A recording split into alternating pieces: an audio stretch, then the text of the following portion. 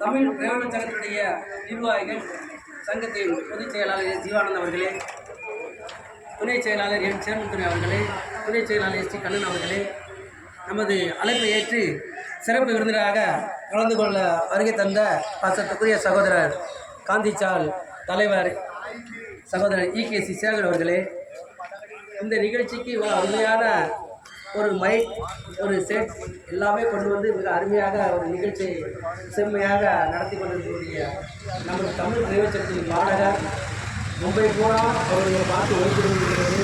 ஒரு வீட்டு நிகழ்ச்சியிலே அவர் யூஸ் பண்ணுவதில்லை, அவ்வளவு வீட்டு நிகழ்ச்சியிலையும் அவர் நிச்சயமாக அவருடைய குரலை அது தமிழ் டிரைவர் சங்கத்தை தான் அது பெருமை. ஏன்னா என்று சொன்னால் எந்த இடத்துல அவங்க சொல்வதற்கு பெருமையாக இருக்கும். ஆனந்தராஜ் அவர்கள் மிகப்பெரிய பாடகர். அந்த பாடகர் மேலும் மேலும் வளருவதற்காக இந்த நமது நாட்டின் 77வது சுதந்திர குடியரசு தின விழாவிலே அவரையும் நாம் பாராட்டுகிறோம்.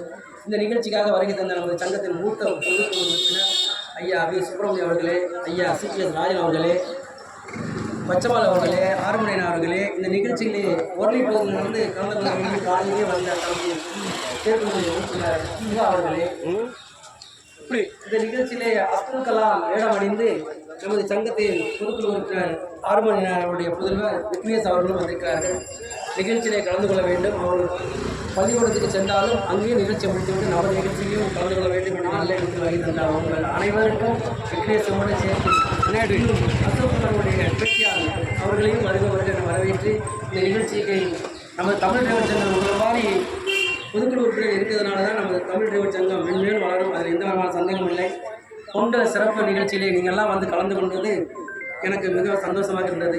அதேபோல் இந்த குடியரசு தின விழாவில் கலந்து கொள்ள வருகை தந்த உங்கள் அனைவருக்கும் உங்கள் பாதங்கள் தொட்டு வணங்குகிறேன்.